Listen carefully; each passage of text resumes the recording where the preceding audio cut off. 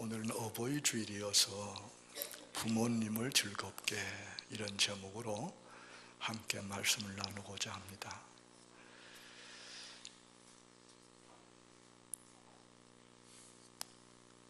여러분들 잘 아시는 꽃구경 노래 아시죠? 꽃구경. 제가 지난 해인가도 소개한 것 같습니다. 그 유명한 소리꾼 이름 뭔지 아시죠? 장사익 씨가 노래한 건데, 제가 새벽에 교회 나와서 컴퓨터를 켜고 그 인터넷 보니까 이 노래 조회수가 나오는데 322만 2122회라고 나와 있어요. 엄청난 겁니다. 많은 사람들이 보고 듣고 공감하면서 돌아보고 혹은 반성하고 혹은 기도하고 그랬다는 이야기입니다. 제가 우리 대원교회 37년째 목회하니까 어버이 주일을 37번째 맞는 겁니다. 제가 37번 어버이 설교를 했습니다. 여러분이 그 중에서 무엇을 기억하시는 건 모르겠지만 오늘 제가 마지막 어버이 주일이라 생각하면서 무슨 얘기를 하나 생각을 많이 했는데, 하고 싶은 얘기가 참 많아요. 그러나 우리 시간이 딱 정해져 있으니까 다 할 수도 없고 골라해야 되겠는데, 뭘 하면 좋겠는가 이것저것 계속 고민. 오늘 새벽 6시 이전에 교회 나와서도 뭘 할까 좀 고민을 했어요. 어떤 말을 하면 좋을까 생각하다가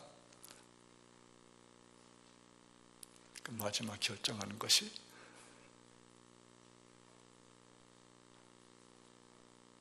그 유명한 소리꾼이 노래한 뭐예요? 꽃구경. 가사를 먼저 좀 소개해야 되겠다, 그런 생각을 했어요. 여러분 잘 들어보시면서 나름대로 생각을 많이 하시기 바랍니다. 어머니 꽃구경 가요. 제 등에 업혀 꽃구경 가요. 세상이 온통 꽃핀 봄날, 어머니는 좋아라고 아들 등에 업혔네.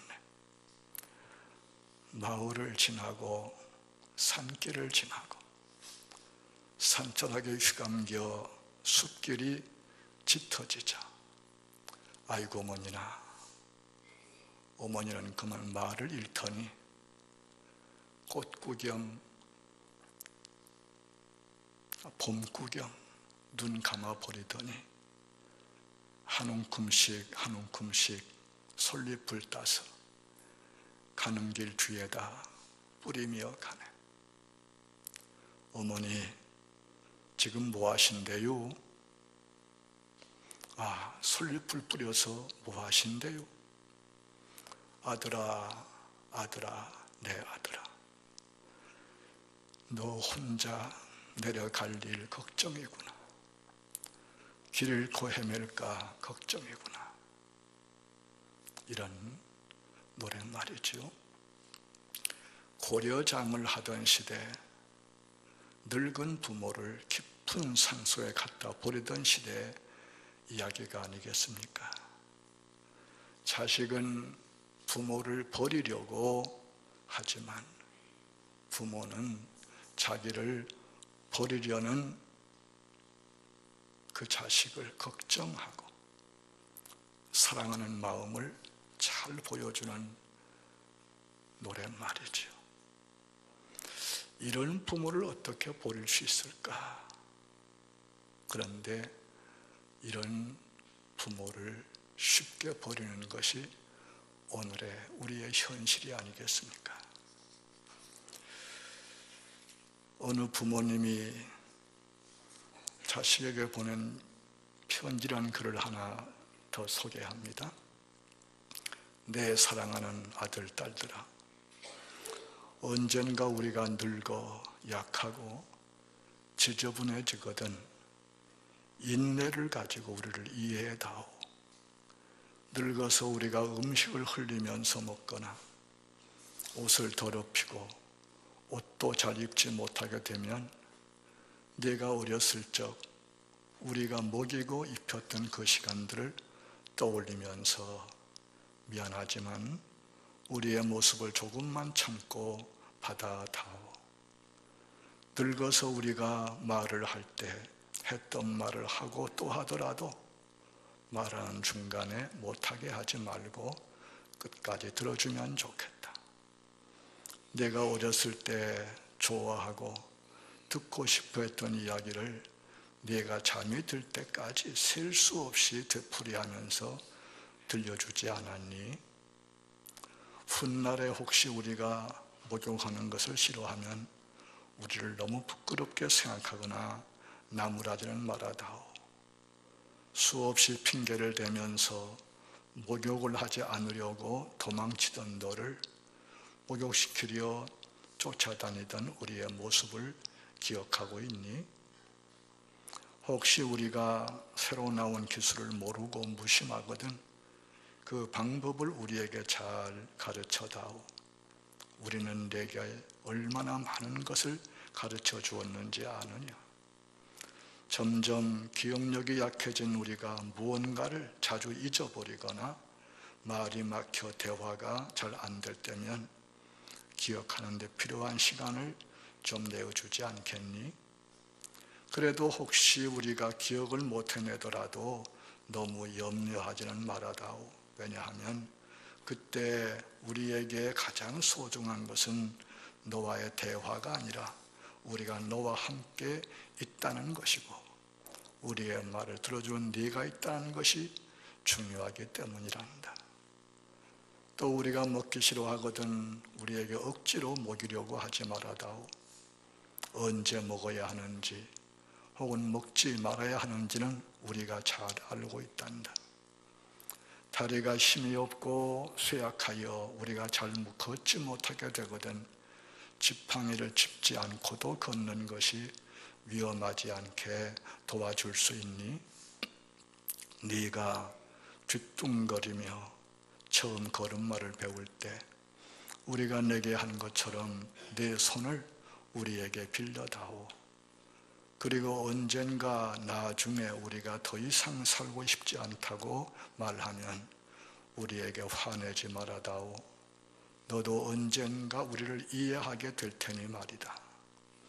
비록 우리가 너를 키우면서 많은 실수를 했어도 우린 부모로서 줄 수 있는 가장 좋은 것들과 부모로서 보여줄 수 있는 가장 좋은 삶을 너에게 보여주려고 최선을 다했다는 것을 언젠간 너도 깨닫게 될 것이다. 사랑한다. 내 사랑하는 아들, 딸들아.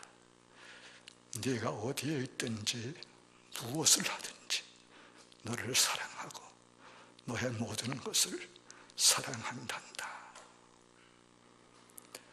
저 혼자 우는 것 같아서 죄송합니다.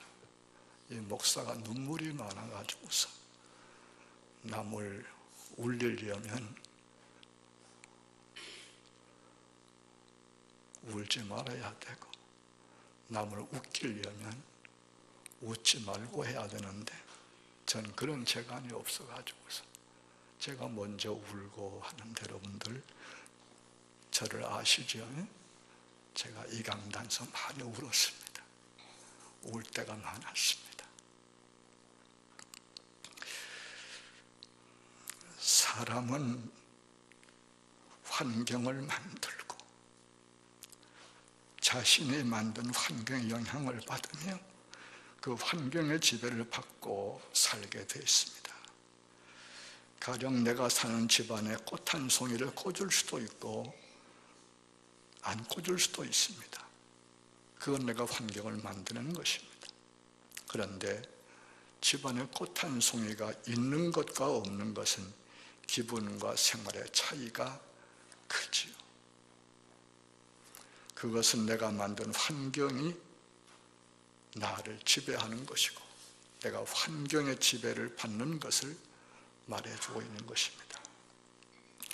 가정은 우리가 만들 수 있는 환경 가운데서 가장 가깝고 중요한 것이 아니겠습니까? 가정이 얼마나 중요하냐? 허르버트 같은 분은 이렇게 표현했지요.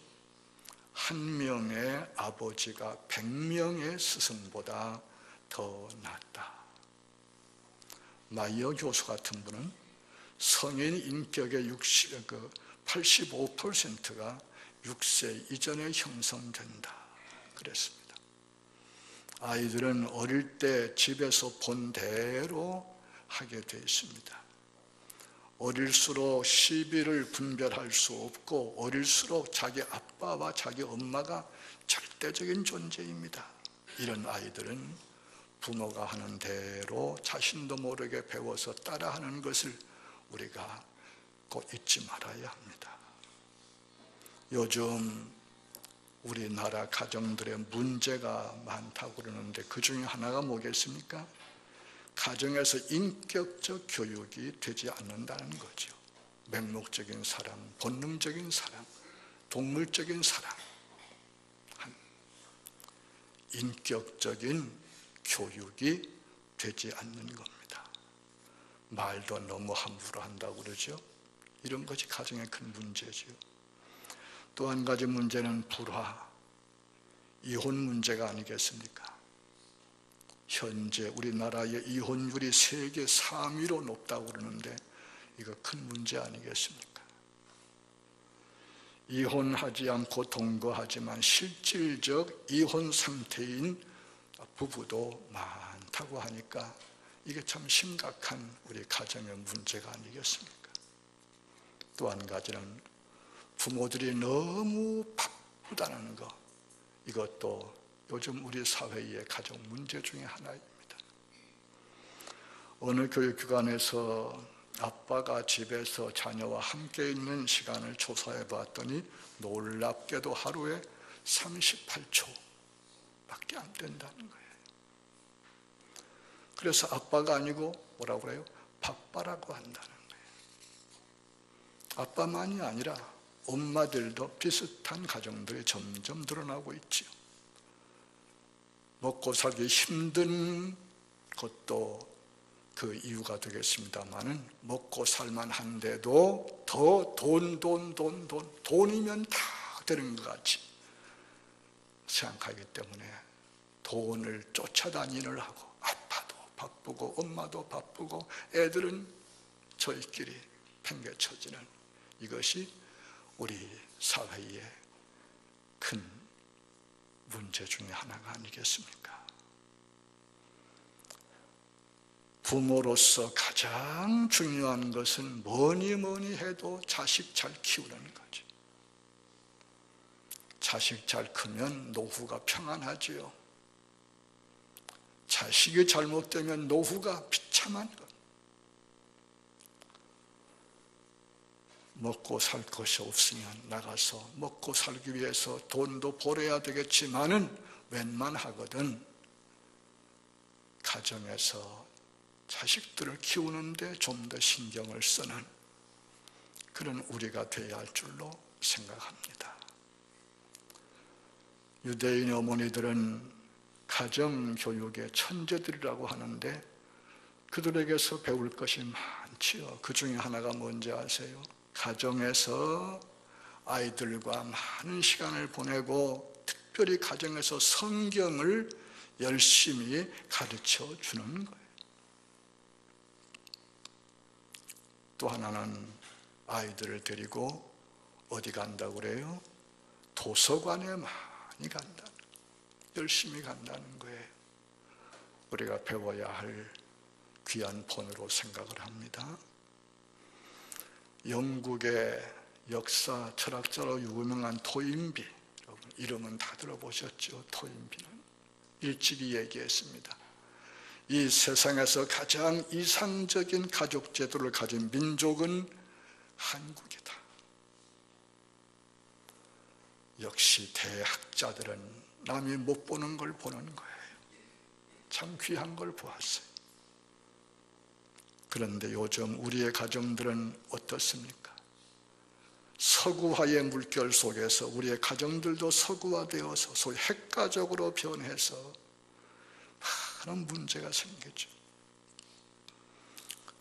우리나라의 전통 가족제도의 축은 부모지요.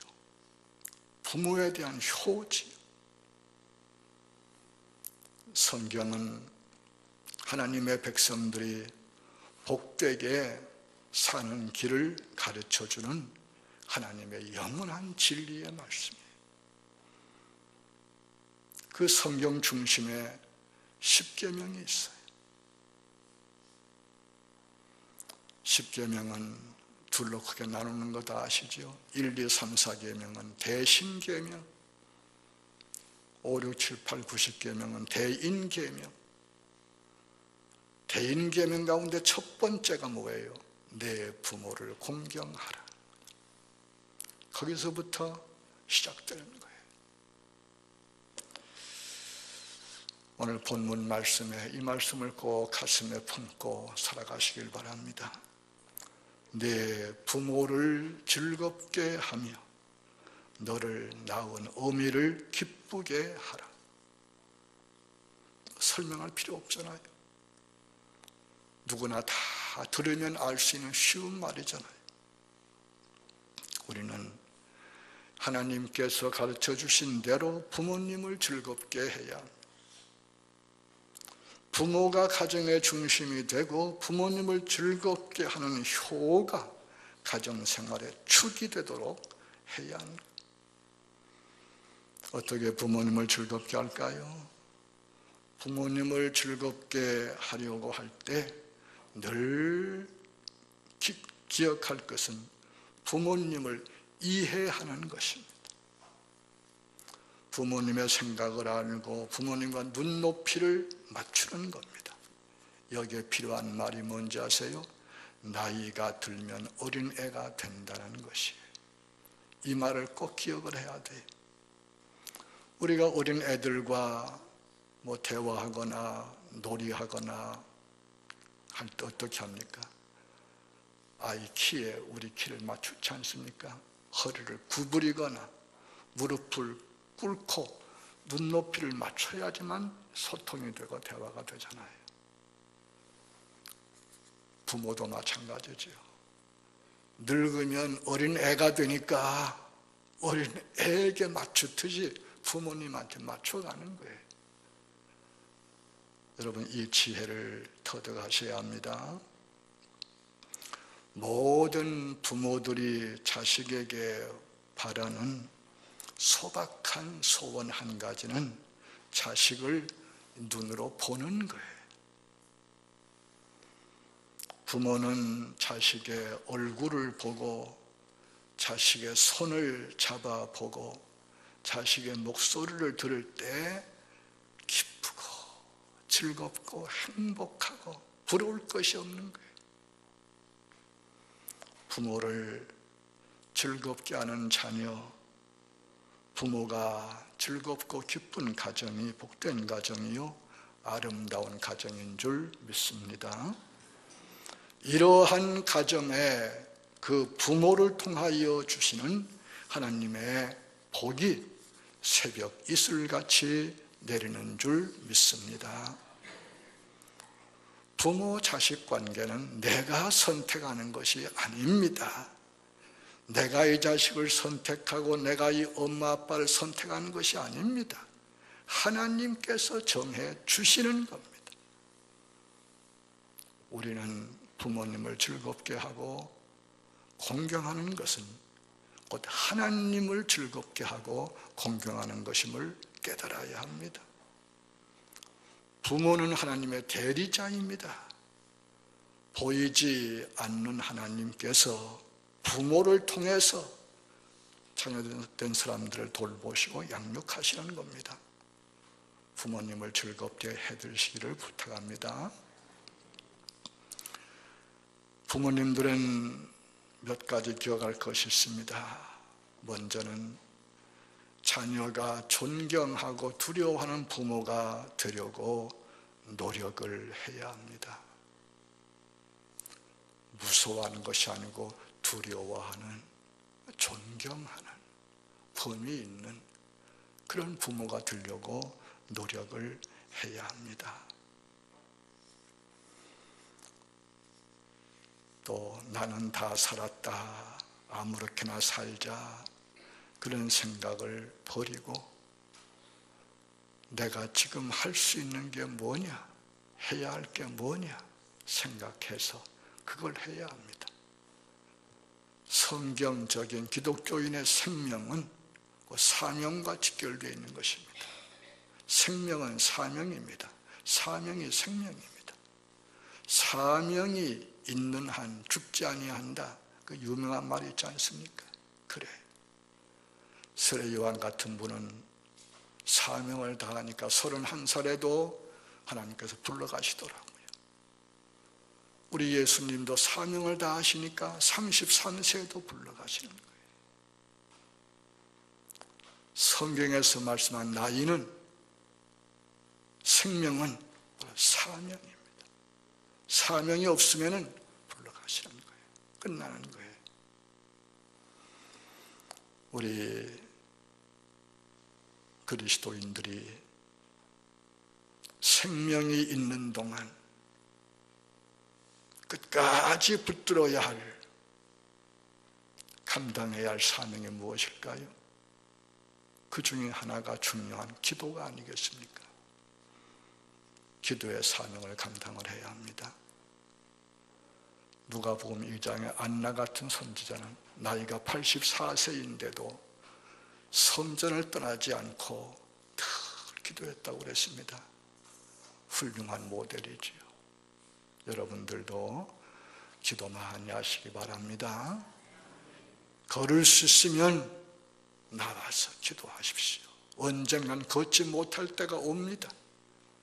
앉아 있을 수 있으면 기도하려고 애쓰는 여러분 되시기 바랍니다. 언젠간 앉아 있을 수도 없는 그럴 때가 오고 있습니다. 우리에게 힘을 주시는 한, 생명 주시는 한, 그걸 사명으로 알고 특별히 기도하기를 힘쓰고 예배드리기를 힘쓰십시오. 구약의 야곱 같은 믿음의 족장은 나이가 많아서 정말 기력이 없어서 홀로 서 있을 수 없는 그런 때도 지팡이를 짚고 지팡이 머리 위에 기대서 기도했다고 그랬습니다. 침상 모퉁이를 붙들고 기도했다고 그랬습니다. 훌륭한 신앙의 모델이 아니겠습니까? 기도만이 아니라 우리가 할 수 있는 일을 끝까지 열심히 하려고 노력을 해야 합니다. 난 다 살았다, 아무렇게나 살자, 그런 생각을 버려야 합니다. 절제하고 품위를 지키는 어른들이 되어야 합니다. 우선 말을 함부로 하면 안 됩니다. 항상 말도 절제해야 합니다. 말도 품위 있게 하려고 노력을 해야 합니다. 행동 함부로 하면 안 되죠. 아름답고 고생하게 해야 되죠. 옷도 함부로 입지 말고 가급적 단정하게 입어야 합니다. 품위 있게 살아야 합니다. 그래야 젊은 사람들이 존경도 하고 친근하게 하기도 합니다. 더 나아가서 교육의 권위를 확보하고 인정받도록 노력을 하셔야 합니다. 맹목적으로 동물적인 본능적인 그런 사랑이 아니라 교육적으로 사랑해야 합니다. 옳고 그름을 분명하게 가르쳐 줘야 합니다. 잘못했으면 꾸짖는 어른 부모가 돼야 합니다. 잘하는 것은 늘 칭찬도 해줘야 되죠. 이것이 우리 부모들이, 어른들이 또 해야 할 중요한 일임을 꼭 명심하시기를 부탁합니다. 마지막으로 글 하나 더 소개하고 마치려고 합니다. 연세 많은 분들이 늘 기억해야 할 좋은 글이에요. 나이는 먹는 게 아니라 거듭나는 거라지요. 나이는 치를 더할 때마다 빛을 더해가는 옷 것과 같습니다. 어떻게 하면 나이를 멋있게 먹을 수 있을까요? 이 세상에는 한 해, 두 해, 세월이 거듭할수록 매력이 더해지는 사람과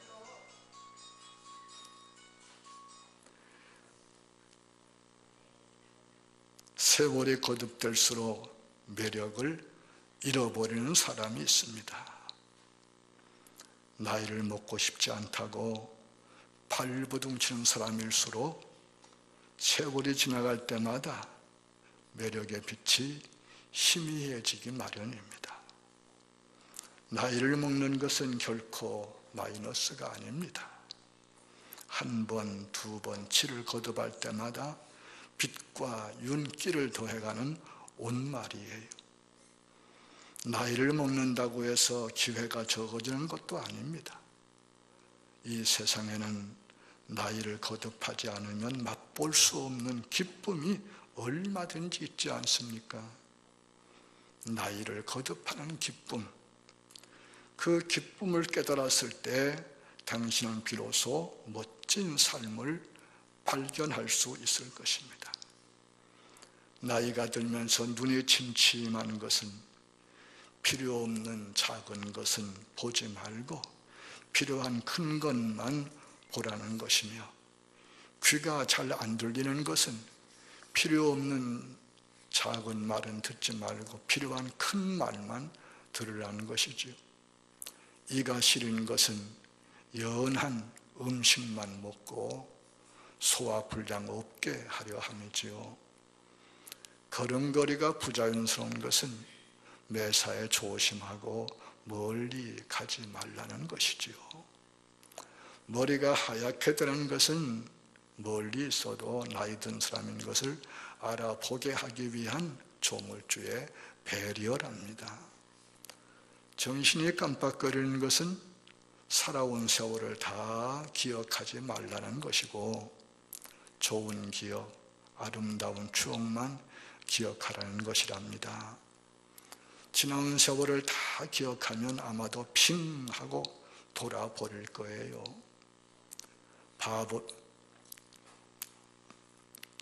바람처럼 다가오는 시간을 선물처럼 받아들이면 된다지요.